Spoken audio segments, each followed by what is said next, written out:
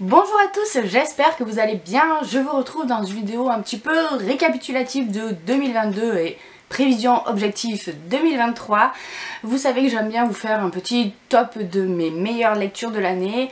Et d'habitude je fais une vidéo à part aussi pour vous présenter les livres que j'aimerais bien lire cette année. Sauf que vu que j'ai beaucoup moins de temps pour lire et que j'ai moins de livres à vous présenter et que je sais très bien que j'aurai jamais le temps de lire forcément autant qu'avant et que 10 livres pour 2023 ça me paraît un peu arrogant puisque j'ai regardé ma vidéo de l'année dernière, on n'y est pas du tout.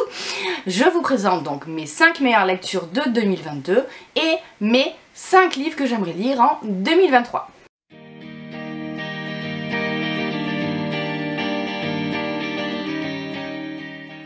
Pour faire un petit bilan de l'année 2022, avant tout, j'ai lu 28 romans sur cette année. Mon objectif c'était de 30, donc on y était presque. Je compte pas les BD, les mangas, etc. sinon je le dépasse. Je parle juste de romans. Donc bon, on va dire que c'est pas trop mal, c'est bien évidemment en dessous de ce que je lisais avant.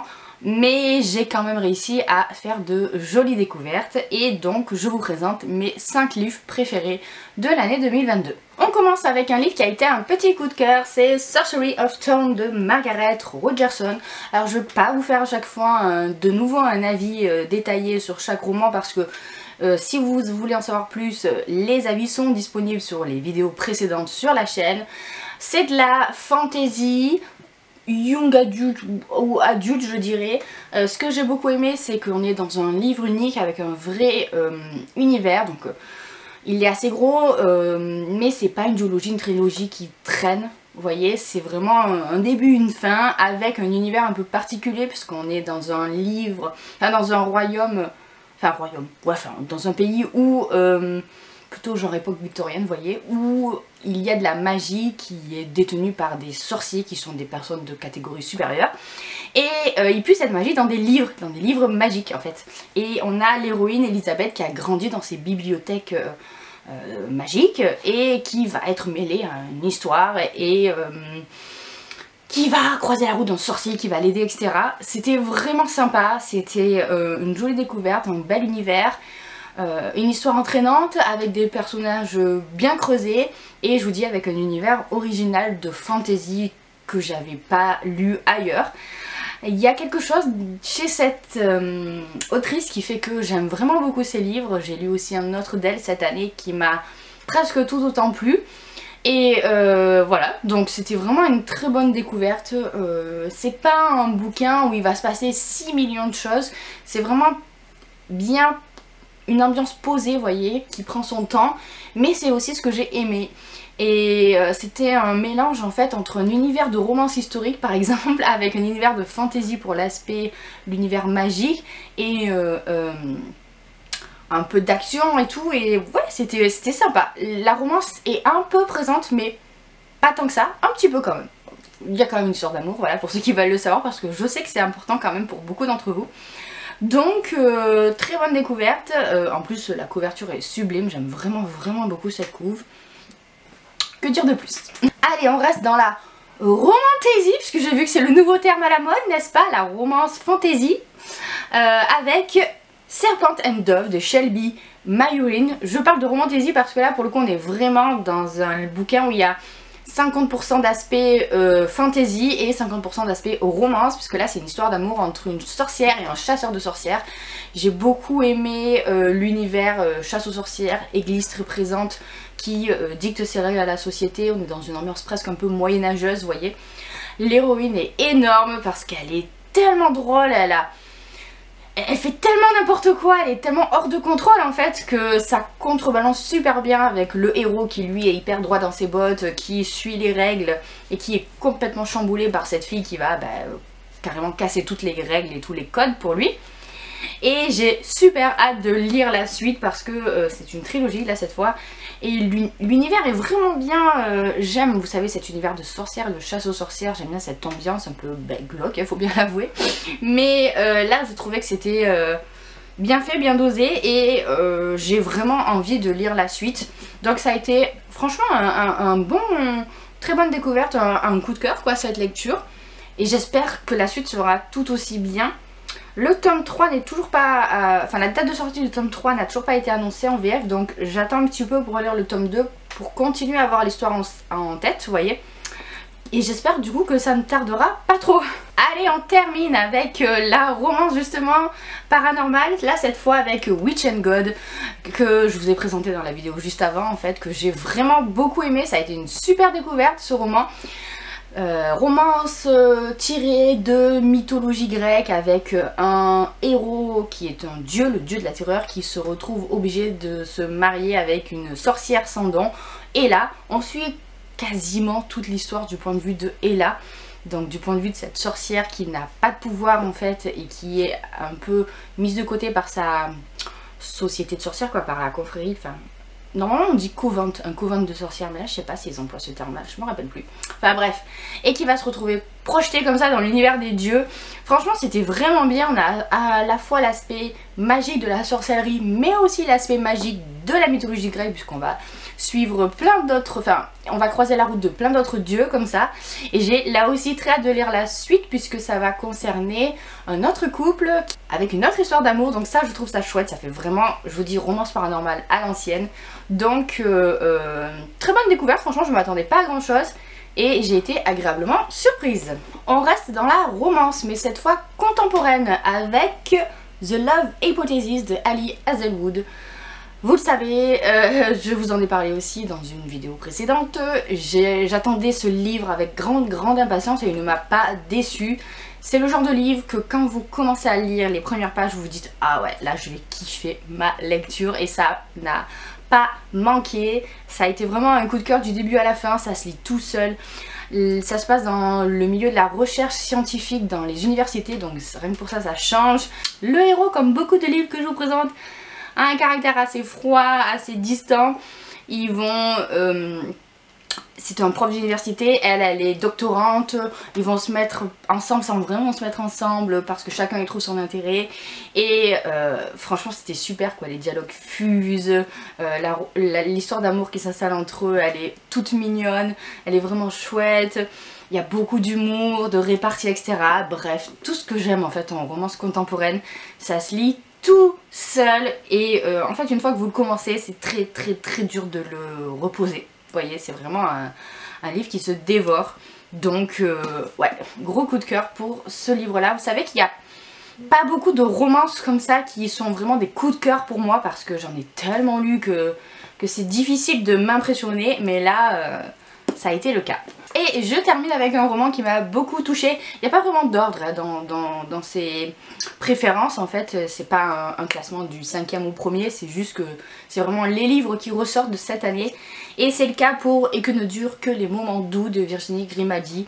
J'ai trouvé ce livre super bien écrit, super bien dosé, ça parle de la maternité, donc forcément je me suis sentie concernée. On va suivre deux femmes, une femme qui vient d'être maman et une femme plus âgée dont les enfants ont quitté le nid, qui se retrouve un peu toute seule. Et comment est-ce qu'elles vont faire face à cette nouveauté, enfin, en quelque sorte. C'était... ouais, c'était la Virginie Grimaldi que j'aime en fait, que j'ai retrouvé là. L'aspect humour en moins quand même, parce qu'on est dans un sujet un peu plus profond et comment dire, intense, tout en restant assez pudique, pas tire-larme, avec un joli message d'espoir. Et franchement c'était vraiment une très bonne lecture que là aussi j'ai dévoré parce que les chapitres sont très courts avec Virginie Grimaldi, ce qui fait qu'on a toujours envie d'en lire un plus et qu'on se retrouve à avoir fini le livre sans s'en rendre compte. C'était juste ce qu'il fallait. Franchement c'était un livre très juste, il n'y a pas d'autre mot. Du coup si vous ne l'avez pas encore lu, je vous encourage vraiment à le lire, même si vous n'êtes pas maman hein, on s'en fiche, c'est juste que ça peut encore plus vous toucher si vous êtes maman, mais c'était une très belle histoire de vie. Voilà pour mon top livre 2022. Bon, il y a quand même pas mal de livres qui se ressemblent au final, pas mal de romans fantasy, mais c'est en même temps ce que j'ai le plus envie de lire en ce moment. Et justement, on va passer aux 5 livres que j'aimerais vraiment lire pour 2023. Justement, je parlais de fantasy. Sarah J. Maas. Et oui, je l'ai vraiment depuis sa sortie puisque les éditions de Saxus me l'avaient envoyé et je l'ai toujours pas lu, j'ai pas pu le lire avant. Et comment vous dire que vu que c'est en dictionnaire, c'est très compliqué de se lancer, de trouver la motivation, surtout quand on a beaucoup moins de temps pour la lecture qu'avant. Ce qui me freine un petit peu, c'est que je sais qu'il y a une enquête qui est très présente et moi j'aime pas trop le côté trop enquête, polar, etc. Mais je ne vois que des coups de cœur passer sur cette histoire. Et en plus le tome 2 vient de sortir, donc comment vous dire qu'il faut absolument que je lise, que je découvre cette histoire donc de sa nouvelle série Crescent City. Et donc on va suivre deux personnages, Brace et Hunt. Elle est une jeune femme mi-fée et mi-humaine et lui est un ange déchu qui vont se retrouver à devoir enquêter dans un univers fantasy en fait. Donc voilà, j'en sais pas plus. Dites-moi si vous l'avez lu, ce que vous en avez pensé, si c'est pas trop enquête qui traîne en longueur. Voilà. En fait, dans ma tête, j'assimile ça à la 9e maison de Leigh Bardugo. J'avais bien aimé, mais je trouvais que l'enquête traînait un peu en longueur, ce qui avait empêché que ce soit vraiment une lecture waouh. Donc j'aimerais savoir si celle-ci est un peu plus entraînante et si il y a une romance sympa, vous voyez. Mais en tout cas, je sais que j'aimerais beaucoup le lire. Ce qui me freine, c'est sa longueur, mais je me dis qu'allez, faut que je m'y lance. Je vous en parlais juste avant, évidemment, je me suis mis le tome 2 donc de Serpent and Honey, donc Blood and Honey. Oh, attendez, c'était quoi déjà? Serpent and Dove, voilà. Donc là c'est Blood and Honey de Shelby Myrwin, l'histoire de la sorcière, donc du chasseur de sorcières. Parce que j'ai très envie de découvrir la suite, puisque je vous ai dit que ça a été un coup de cœur. Et du coup, je pense le lire fin de l'hiver, début du printemps, pour avoir encore bien l'histoire en tête, puisqu'il y a quand même un univers assez bien construit, donc faut que l'histoire me reste en tête, en espérant du coup que le tome 3 soit annoncé très bientôt.